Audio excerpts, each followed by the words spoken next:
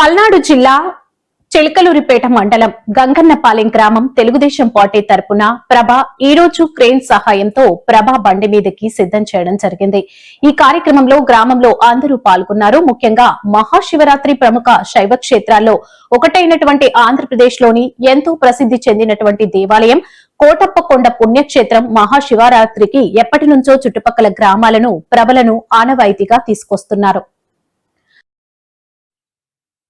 ఆధునికత మారింది. ప్రభల సామర్థ్యం గాని ప్రజలకు సంబంధించిన ఖర్చు గాని లెక్క చేయకుండా సాంప్రదాయానికి పెద్దపీట వేస్తూ ఈ యొక్క తిరునాళ్లు నిర్వహించడం జరిగింది.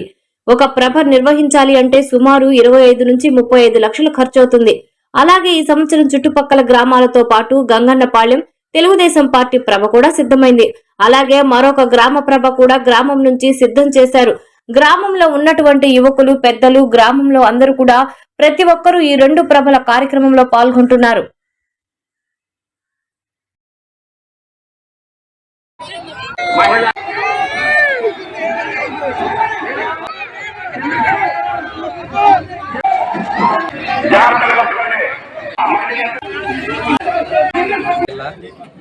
చిలకలూరుపేట మండలం గంగన్నపాలెం గ్రామస్తులు తెలియజేయడం ఏమనగంటే మహాశివరాత్రి సందర్భంగా మేము గత 6 సంవత్సరాల నుంచి ఇది 6వ వార్షికోత్సవం గ్రామస్తులందరి సహకారంతో ఈ ప్రభ నిర్మాణం చేసుకొని ఎటువంటి ఇబ్బంది లేకుండా స్వామివారికి త్రికోటేశ్వర స్వామివారికి మొక్కుబడి తీసుకుంటున్నాము.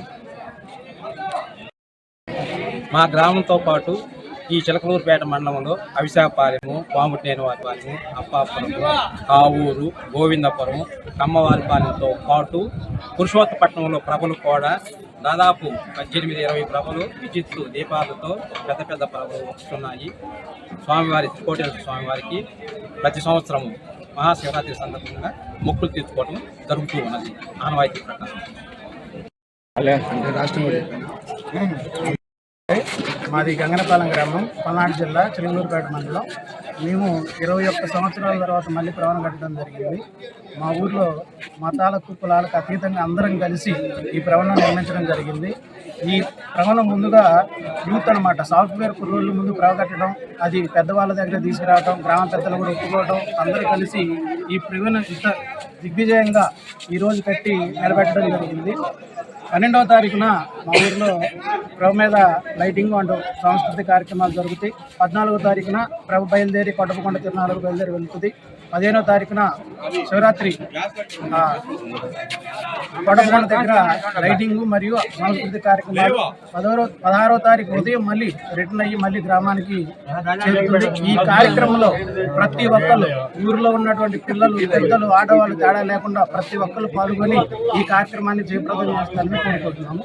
నమస్కారం.